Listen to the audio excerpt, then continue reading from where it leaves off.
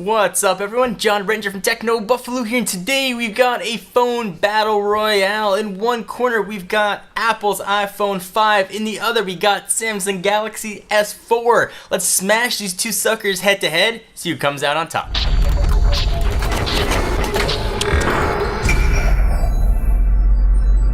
Alright, so before we get into all the battles and fighting, let me give you a few disclaimers. Yes, the iPhone 5 was announced last September, which in cell phone years makes it a grandfather. But it did just come out on T-Mobile, and this decision a lot of folks are facing when they come to get a new phone. Do they want the current generation iPhone, or do they want the latest Samsung Galaxy device? So of course, once the iPhone 5S comes out, we will update this review and do a complete comparison comparing both those devices, but at least for now, this is the latest Apple handset against the latest Samsung handset. So let's go ahead and smash it. So I do my reviews, the first thing I usually talk about is reception. Both of these guys had almost identical reception, pulling in the same bars, which I know is kind of just algorithmic gibberish for what shows up on the screen, but reception was solid for both. I got solid LTE on each, and this review is done using both AT&T models, so iPhone and Galaxy S4. I'm not going to get too into the operating system stuff since we've covered that ad nauseum. I'll talk a little bit about some of the S features and some custom stuff that Apple's got with the iOS, but not much operating system things. So if you want to see specific OS stuff, go back and check the reviews for each of these phones. So whenever I do these versus videos, I try and pick the categories most important to me and the categories I think might be most important to you, but obviously there are tons of other things we could discuss, and this would be a 17-hour video.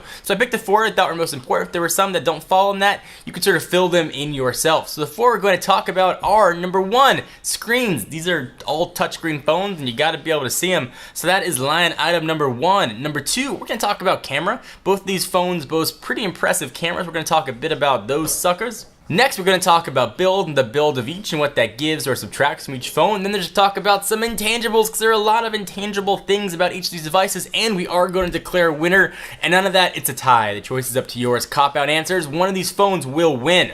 Let's start with the screen. So as a bit of a refresher course, the iPhone 5 has a 4-inch screen with a resolution of 1136 by 640, giving it a 326 ppi. Its Samsung counterpart has a 1-inch bigger screen. If you could do math, you'll know that is a 5-inch screen with a resolution of 1920 by 1080, giving it a 441 ppi. So since Apple debuted the Retina screen, it used to be the screen to beat. When you did a comparison, you knew you were talking about screens. Apple had this one in the bag. Not so the case anymore. The screen resolution just stayed the same, and Samsung and other Android competitors had a lot of time to catch up. So being phones, you're going to use them outdoors sometimes. In my experience, the iPhone 5 was much better in direct sunlight. I should say I don't use auto brightness on my phones. I keep them both at about 80%.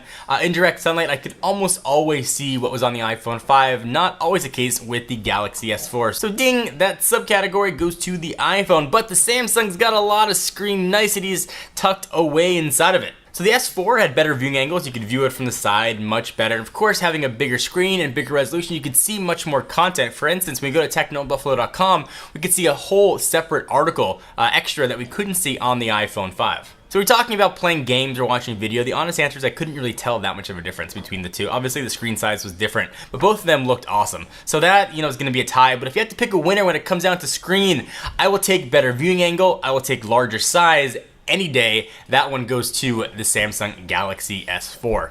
So next, let's talk some camera action. We've got a 8 megapixel shooter living here on the iPhone 5, and we've got a 13 megapixel shooter living here on the Galaxy S4. Our own Brandon Russell did a ton of camera comparisons comparing how things looked in low light, high light, or just normal freaking sunlight, comparing these two phones. They were very impressive.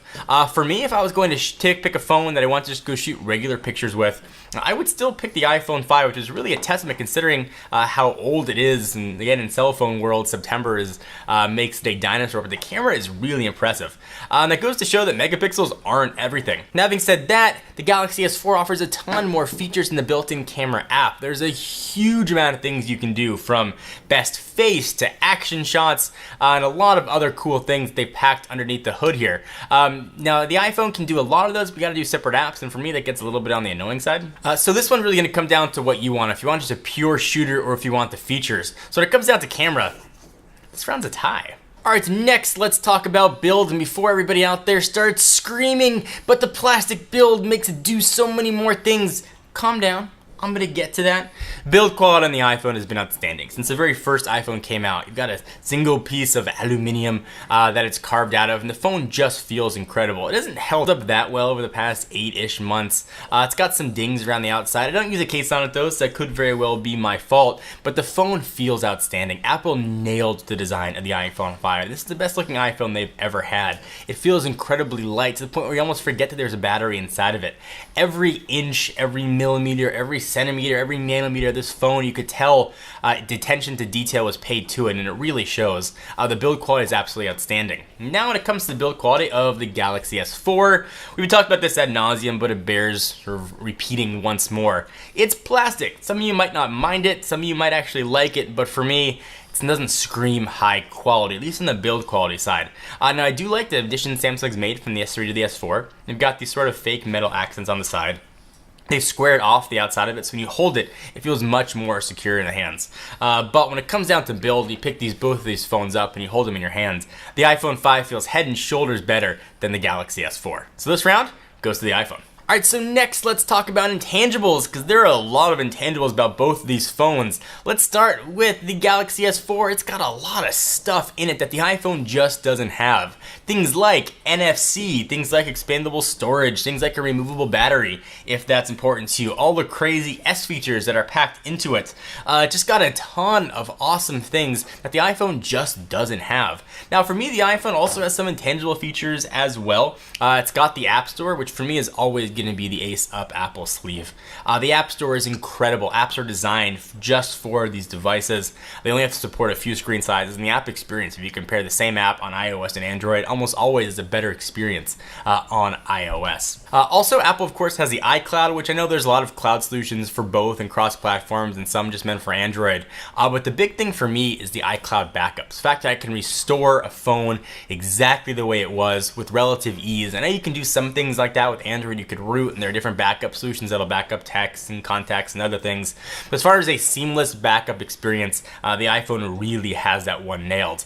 But when it comes down to pick a new device, tangible wise, I'm going for NFC. I'm going for expandable storage. This round definitely goes to the Galaxy S4. So we talked about screen, we talked about cameras, we talked about build quality and some intangibles. Who is the winner of this epic phone smackdown?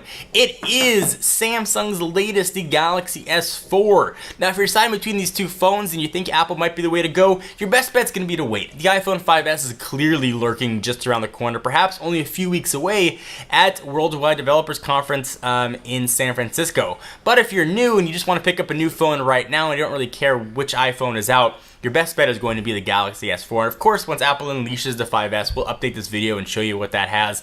We may have some new competition, but this is a decision a lot of people make when they go to a store. iPhone 5, Galaxy S4, for my money, I pick up the Samsung. So what do you guys think? Do you agree, disagree? I'd love to hear your thoughts. Leave your comments down below, and please give the video a thumbs up and try to keep them comments civil. Hope you enjoyed. I am John Redger from Techno in Buffalo. Check us out for the latest and greatest tech news. I will see you in the next video.